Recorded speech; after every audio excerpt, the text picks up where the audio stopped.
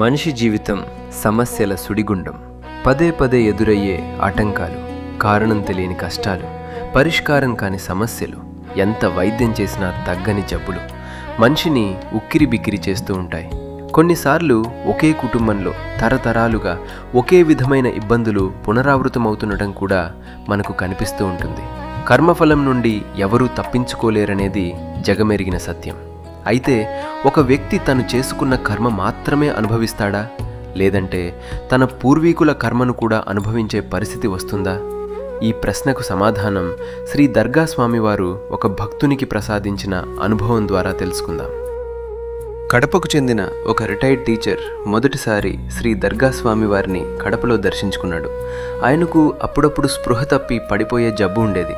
అది స్వామివారికి మనవి చేసుకున్నాడు. స్వామివారు శుక్రవారం దర్గాకు వచ్చి నిద్రచెయ్యి, శనివారం నాడు చెప్తాను అని అన్నారు. ఆయన అలాగే వచ్చి చేశాడు. శ్రీ సద్గురు దర్గా మాతాజీ గారి దర్శనం కూడా చేసుకున్నాడు. అప్పుడు స్వామి ఆయనతో మాట్లాడుతూ, నాగదోషం వలన నీకు స్పృహ తప్పి పడిపోయే జబ్బు వచ్చింది. మీ తండ్రి గారు 50 ఏండ్ల క్రితం ఒక నాగుపామును చంపి ఉంటారు, దాని వలన ఇది వచ్చింది అని చెప్పారు.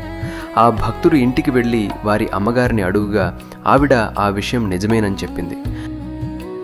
దాంతో ఆ భక్తుడు తిరిగి స్వామివారి వద్దకు వచ్చి, అవును స్వామి, మీరు చెప్పింది నిజమే, అయితే ఈ దోషం నుంచి నాకు విముక్తి ఎలా కలుగుతుంది అని అడిగారు. ఒకరోజు ఉపవాసం ఉండి నాగపూజ చేస్తే ఆ దోషం పోతుంది అని స్వామి మార్గం చూపించారు. స్వామివారి సూచన మేరకు ఆయన ఉపవాసం ఉండి నాగపూజ చేశారు. ఆ తర్వాత కొద్ది రోజులకే ఆయనను ఎన్నాళ్లుగానో బాధిస్తున్న స్పృహ తప్పి పడిపోయే సమస్య తొలగిపోయింది. ఎవరైనా ఏదైనా అడగడానికి వచ్చినప్పుడు వారి వంశంలోని పూర్వీకుల వల్ల ఏదైనా దోషం జరిగి ఉంటే స్వామి అది గ్రహించి చెప్పేవారు. పాములను చంపటం, ఆవులను హింసించడం, ఇతరులకు కీడు చేయటం వంటి కర్మల ఫలితాలు చేసిన వ్యక్తికే కాకుండా అనువంశికంగా వారి తర్వాత తరాల వారికి కూడా వస్తాయి.